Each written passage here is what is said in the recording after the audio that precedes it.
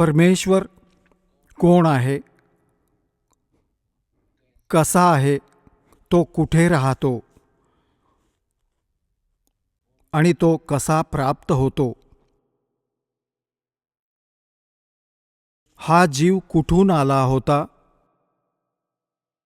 त्याचा उद्देश काय आहे इथे जगण्याचा, मृत्यू का होत असतो, जन्म का होत असतो, आम्ही आजीवन आपल्या परिवाराच्या पोषणासाठी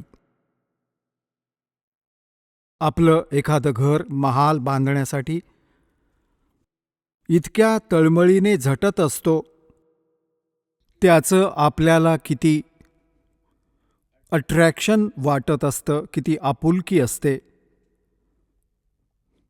आणि एका क्षणात मृत्यू होतो, हाहाकार माजतो, परिवाराचे सदस्य कितीही प्रिय असो ताबडतोब सोडून निघून जातो. हे कसं जीवन आहे? आपण ह्याला कंटाळत नाही आहोत, आपण थकलो नाही आहोत ह्या जन्म आणि मृत्यूला, कारण की आपल्याला ज्ञान प्राप्त नाही झालं की ह्या जन्म आणि मृत्यूच्या ह्या दीर्घ रोगालाही काही पर्याय आहे, ह्यापासून सुटका होऊ शकते. आणि ज्या अज्ञानींनी मोक्षाची परिभाषा सांगितली ती पूर्णपणे सत्याच्या विरुद्ध होती. काय म्हणायचे? काही जण हे म्हणतात की जन्म आणि मृत्यू तर होतच राहणार, त्याला काही पर्याय नाही. हे तर युनिव्हर्सल आहे, सत्य आहे, युनिव्हर्सल ट्रूथ आहे, त्याला हे मानतात. आणि ह्यात काहीच बदल होऊ शकत नाही. काही जण मोक्षाची ही परिभाषा खूपच वेगळी आणि सुपिरियर सांगायचे. ते काय म्हणायचे की आत्म्याचं ब्रह्मामध्ये विलीन होणं, ज्याला ब्रह्मलीन म्हणायचे, हा पूर्ण मोक्ष आहे. आणि काही जण हे म्हणायचे की परमात्मा जो आहे, परमात्मा केवळ प्रकाश आहे. हे तर विधान राहिलं जोपर्यंत परमात्मा कबीरजी कलियुगात आपलं ज्ञान देण्यासाठी आले नव्हते.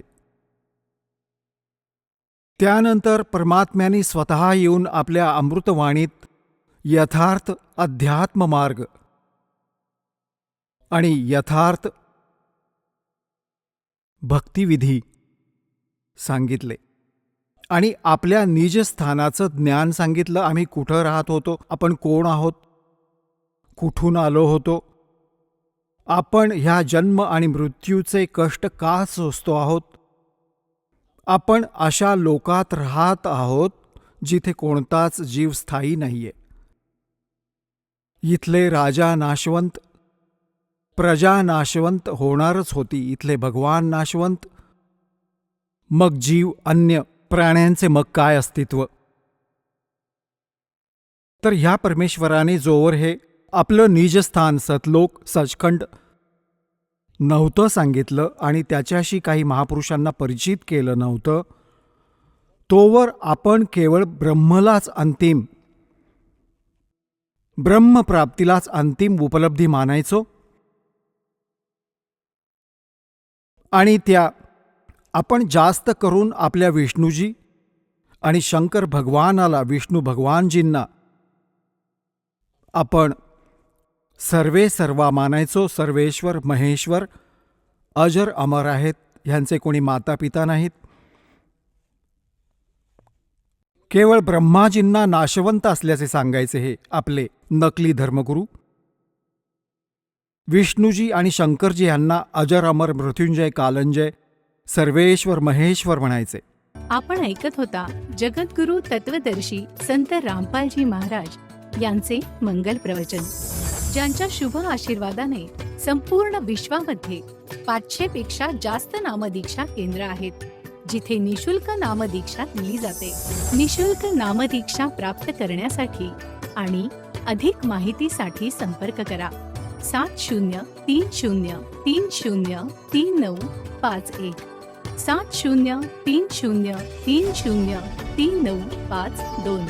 अद्वितीय आध्यात्मिक ज्ञान वाचण्यासाठी, पाहण्यासाठी आणि ऐकण्यासाठी संत रामपालजी महाराज ॲप अवश्य डाउनलोड करा किंवा आमची वेबसाईट www.jagadgururampalji.org वर विजिट करा. आम्हाला सोशल मीडियावर फॉलो करा. सर्व पवित्र धर्मांच्या पवित्र शास्त्रांवर आधारित प्रमाणित अनमोल पुस्तक ज्ञानगंगा किंवा जगण्याचा मार्ग यापैकी कोणतेही एक पुस्तक निशुल्क मागवण्यासाठी आपण आम्हाला आपले पूर्ण नाव, पूर्ण पत्ता, पिनकोड आणि फोन नंबर सह लिहून 7030303951 किंवा 7030303952 या नंबरवर SMS करू शकता किंवा 7030303950 या नंबरवर व्हॉट्सअप देखील करू शकता.